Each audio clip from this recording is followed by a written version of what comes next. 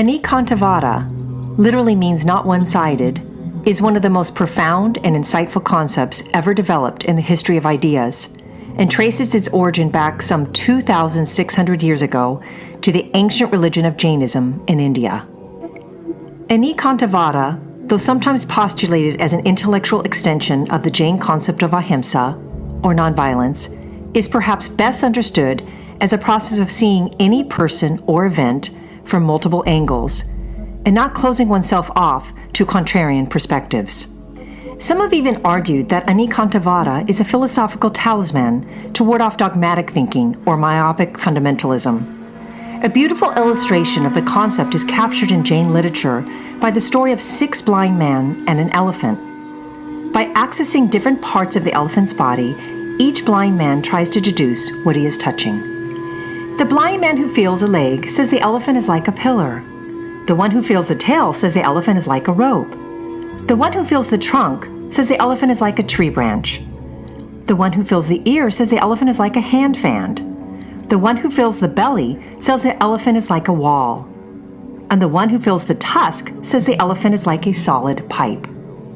The king, after listening to each of these blind men, explains to them, "All of you are right. The reason every one of you is telling it differently is because each one of you touched the different part of the elephant. So actually, the elephant has all the features you mentioned." Interestingly, ANEKANTAVADA is not a concept exclusive to Jainism, since it has appeared in various ways throughout human history. We find the idea sprinkled throughout literature, and it is the central theme in Tolstoy's famous short story, The Coffee House of Surat. Set in India, various individuals from different religions and cultural backgrounds debate the existence of God and his nature. There is a Persian, an African slave, a Brahmin, a Jew, an Italian, a Protestant minister, a Turk, and finally a whole host of others from differing faiths.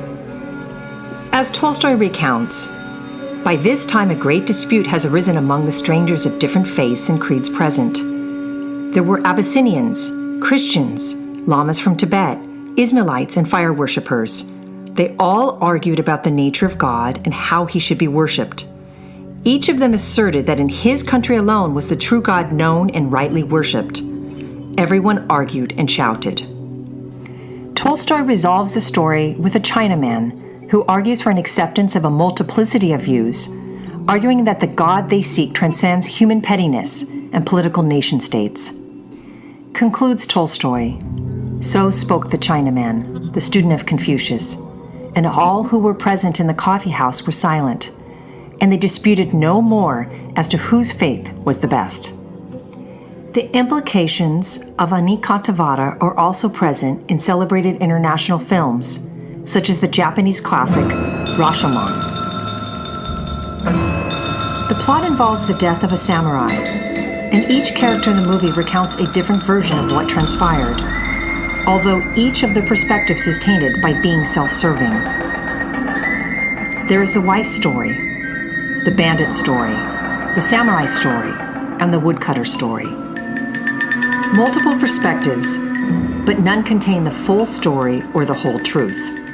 One of the best examples of ANEKANTAVADA is found in science, which is predicated upon the acceptance of multiple viewpoints with the desired aim of allowing each to compete with each other to discover which one best explains the given phenomenon. But even when one viewpoint holds sway, the scientist must continuously be open to being wrong.